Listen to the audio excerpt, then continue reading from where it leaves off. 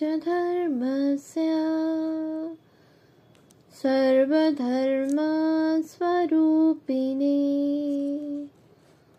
अवतार वरिष्ठाय रामकृष्णाय ते नमः। শ্রী শ্রী রামকৃষ্ণ লীলা প্রসঙ্গ, প্রথম ভাগ, পূর্বকথা ও বাল্যজীবন, সাধক ভাব ও গুরুভাব পূর্বার্ধ। স্বামী শারদানন্দ। পৃষ্ঠা সংখ্যা 20, তৃতীয় অধ্যায়। কামারপুকুরে ধর্মের সংসার। কামারপুকুরে আসিয়া ক্ষুদিরামের বানপ্রস্থের ন্যায় জীবনযাপন করিবার কারণ। প্রায় 10 বৎসরের পুত্র রামকুমার ও 4 বৎসরের কন্যা কাত্যায়নীকে সঙ্গে লইয়া ক্ষুদিরাম সস্ত্রীক যেদিন কামারপুকুরে আসিয়া পর্ণকুটিরে বাস করিলেন, তাহাদিগের সেদিনকার মনোভাব বলিবার নহে। ঈর্ষা দেশপূর্ণ সংসার সেদিন তাহাদিগের নিকট অন্ধ তমসাবৃত বিকট শ্মশান তুল্য। স্নেহ, ভালোবাসা, দয়া, ন্যায়পরায়ণতা প্রভৃতি সদ্গুণ নিচয় তথায় মধ্যে মধ্যে ক্ষীণ আলোক বিস্তার করিয়া হৃদয়ে সুখ আশার উদয় করিলেও পরক্ষণেই উহা কোথায় বিলীন হয় এবং যে অন্ধকার সেই অন্ধকারই সেখানে বিরাজ করিতে থাকে। পূর্বাবস্থার সহিত বর্তমান অবস্থার তুলনা করিয়া ঐরূপ নানা কথা যে তাহাদের মনে এখন উদিত হইয়াছিল, এই কথা বেশ বুঝিতে পারা যায়। কারণ দুঃখ দুর্দিনে পড়িয়ায় মানব সংসারের অসারতা ও অনিত্যতা সম্যক উপলব্ধি করে। অতএব শ্রীযুক্ত ক্ষুদিরামের প্রাণে এখন যে বৈরাগ্যের উদয় হইবে, ইহাতে বিচিত্র কিছুই নাই। আবার পূর্বোক্ত অযাচিত ও অপ্রত্যাশিতভাবে আশ্রয় লাভের কথা স্মরণ করিয়া তাহার ধর্মপ্রাণ অন্তর যে এখন ঈশ্বরের প্রতি ভক্তি ও নির্ভরতায় পূর্ণ হইয়াছিল, একথা বলিতে হইবে না। সুতরাং রঘুবীরের হস্তে পূর্ণভাবে আত্মসমর্পণ পূর্বক পুনরায় সংসারের উন্নতি সাধনে উদাসীন হইয়া তিনি যে এখন শ্রী ভগবানের সেবা পূজাতে দিন কাটাইতে থাকিবেন, ইহাতে আশ্চর্যের কি আছে। বাস্তবিক সংসারে থাকিলেও তিনি এখন হইতে অসংসারী হইয়া প্রাচীনকালের বানপ্রস্থ সকলের ন্যায় দিন যাপন করিতে লাগিলেন। অদ্ভুত উপায়ে ক্ষুদিরামের রঘুবীর শিলালাভ। এই সময়ের একটি ঘটনায় শ্রীযুক্ত ক্ষুদিরামের ধর্মবিশ্বাস অধিকতর গভীর ভাব ধারণ করিয়াছিল। কার্যবশত একদিন তাহাকে গ্রামান্তরে যাইতে হইয়াছিল। তথা হইতে ফিরিবার কালে তিনি শ্রান্ত হইয়া পথিমধ্যে বৃক্ষতলে কিছুক্ষণ বিশ্রাম করিতে লাগিলেন। জনশূন্য বিস্তীর্ণ প্রান্তর তাহার চিন্তা ভারাক্রান্ত মনে শান্তি প্রদান করিল এবং নির্মল বায়ু ধীরে প্রবাহিত হইয়া তাহার শরীর স্নিগ্ধ করিতে লাগিল। তাহার শয়নেচ্ছা বলবতী হইল এবং শয়ন করিতে না করিতে তিনি নিদ্রায় অভিভূত হইলেন।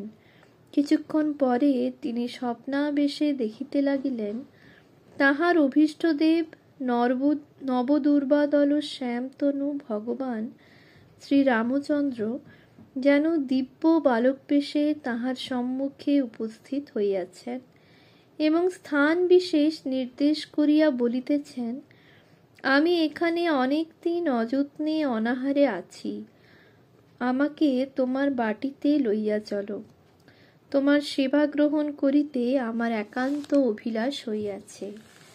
ওই কথা শুনিয়া ক্ষুদিরাম একেবারে বিহ্বল হইয়া পড়িলেন এবং তাহাকে বারংবার প্রণামপূর্বক বলিতে লাগিলেন, প্রভু, আমি ভক্তিহীন ও নিতান্ত দরিদ্র, আমার গৃহে আপনার যোগ্য সেবা কখনোই সম্ভবে না। অধিকন্তু সেবাপরাধী হইয়া আমাকে নিরয়গামী হইতে হইবে। অতএব ঐরূপ অন্যায় অনুরোধ কেন করিতেছেন? বালকবেশী শ্রীরামচন্দ্র তাহাতে প্রসন্ন মুখে তাহাকে অভয় প্রদান পূর্বক বলিলেন, ভয় নাই, আমি তোমার ত্রুটি কখনো গ্রহণ করিব না, আমাকে লইয়া চলো। ক্ষুদিরাম শ্রী ভগবানের ঐরূপ অযাচিত কৃপায় আর আত্মসংবরণ করিতে পারিলেন না, প্রাণের আবেগে ক্রন্দন করিয়া উঠিলেন। এমন সময়ে তাহার নিদ্রা ভঙ্গ হইল। জাগরিত হইয়া শ্রীযুক্ত ক্ষুদিরাম ভাবিতে লাগিলেন, এ কি অদ্ভুত স্বপ্ন! হায় হায়, কখনো কি তাহার সত্য সত্য ঐরূপ সৌভাগ্যের উদয় হইবে? ঐরূপ ভাবিতে ভাবিতে সহসা তাহার দৃষ্টি নিকটবর্তী ধান্যক্ষেত্রে পতিত হইল এবং বুঝিতে বিলম্ব হইল না যে ওই স্থানটি তিনি স্বপ্নে দর্শন করিয়াছিলেন। কৌতূহল পরবশ হইয়া তিনি তখন গাত্রোত্থান করিলেন এবং ওই স্থানে পৌঁছিবা মাত্র দেখিতে পাইলেন একটি সুন্দর শালগ্রাম শিলার উপরে এক ভুজঙ্গ ফণা বিস্তার করিয়া রহিয়াছে। তখন শিলা হস্তগত করিতে তাহার মনে প্রবল বাসনা উপস্থিত হইল এবং তিনি দ্রুতপদে ওই স্থানে উপস্থিত হইয়া দেখিলেন ভুজঙ্গ অন্তর্হিত হইয়াছে এবং তাহার বিবর মুখে শালগ্রামটি পড়িয়া রহিয়াছে।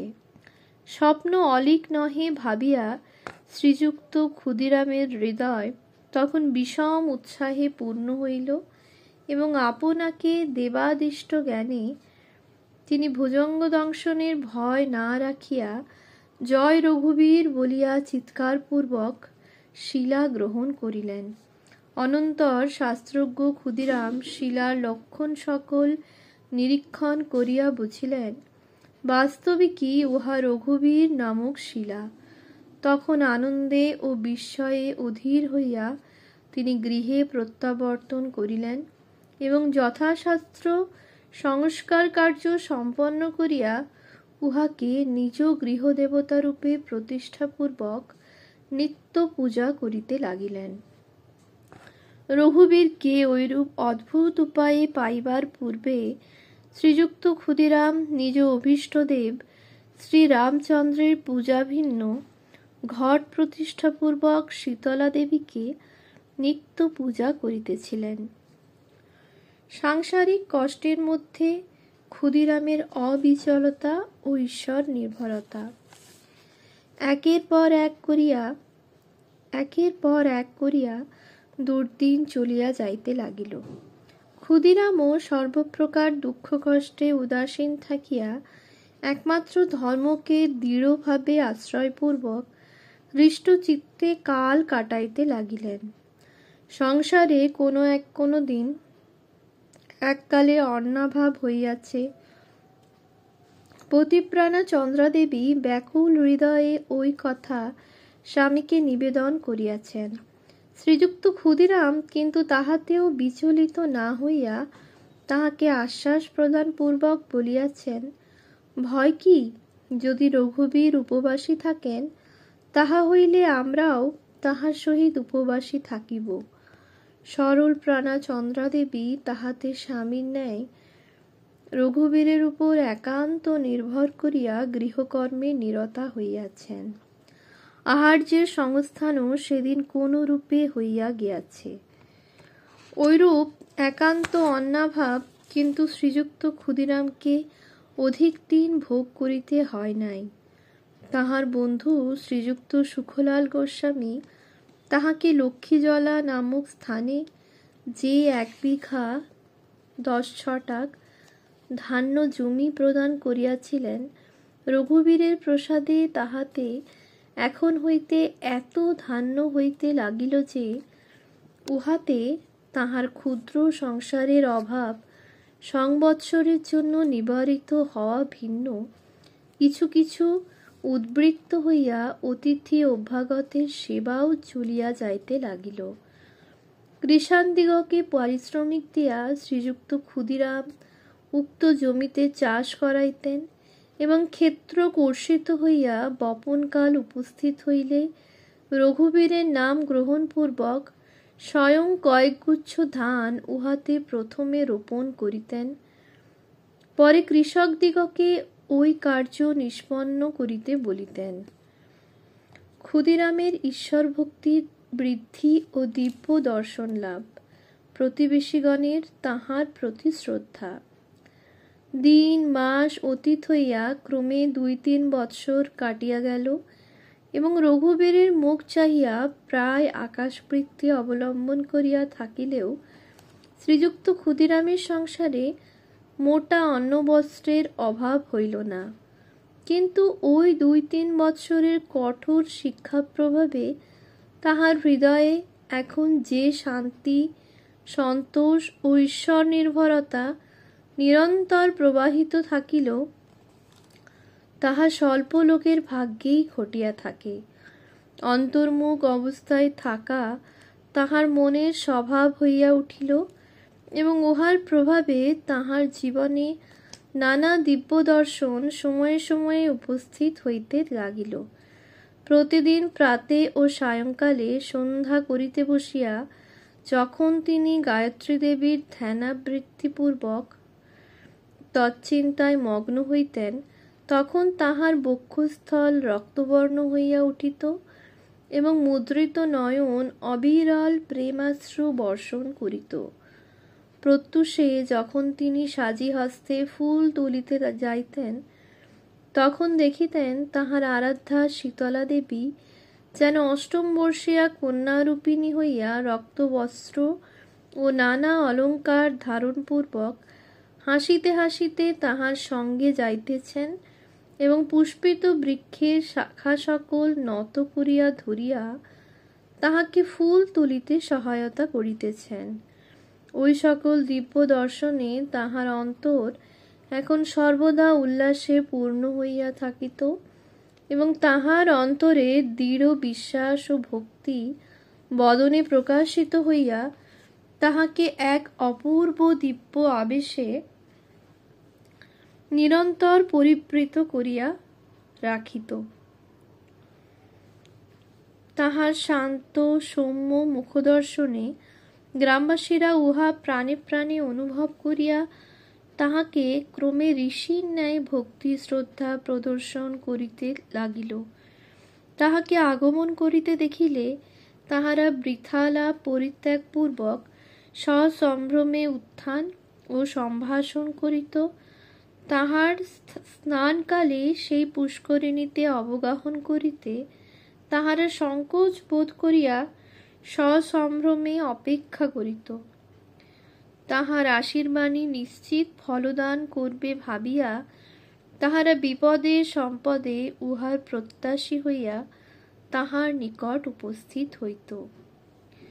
শ্রীমতী চন্দ্রা দেবীকে প্রতিবেশীগণ যে চক্ষে দেখিত, স্নেহ ও সরলতার মূর্তি শ্রীমতী চন্দ্রা দেবীও নিজ দয়া ও ভালোবাসায় তাহাদিগকে মুগ্ধ করিয়া তাহাদিগের মাতৃভক্তির যথার্থই অধিকারিণী হইলেন। কারণ সম্পদ বা আপৎকালে তাহার ন্যায় হৃদয়ের সহানুভূতি তাহারা আর কোথাও পাইত না। দরিদ্রেরা জানিত, শ্রীমতী চন্দ্রাদেবীর নিকট তাহারা যখনই উপস্থিত হইবে, তখন শুদ্ধ যে এক মুঠা খাইতে পাইবে তাহা নহে, কিন্তু উহার সহিত এত অকৃত্রিম যত্ন ও ভালোবাসা পাইবে যে তাহাদিগের অন্তর পরম পরিতৃপ্তিতে পূর্ণ হইয়া উঠিবে। ভিক্ষুক সাধুরা জানিত, এ বাটির দ্বার তাহাদিগের নিমিত্ত সর্বদা উন্মুক্ত আছে। প্রতিবেশী বালক বালিকেরা জানিত, চন্দ্রাদেবীর নিকটে তাহারা যে বিষয়ের জন্যই আবদার করুক না কেন, তাহা কোনো না কোনো উপায়ে পূর্ণ হইবেই হইবে। ঐরূপে প্রতিবেশীদিগের আবাল বৃদ্ধ বনিতা সকলেই শ্রীযুক্ত ক্ষুদিরামের পর্ণকুটিরে যখন তখন আসিয়া উপস্থিত হইত, এবং দুঃখ দারিদ্র বিদ্যমান থাকিলেও উহা এক অপূর্ব শান্তির আলোকে নিরন্তর উদ্ভাসিত হইয়া থাকিত। ওম শান্তি শান্তি শান্তি। হরি ওম তৎসৎ। শ্রীরামকৃষ্ণার্পণমস্তু।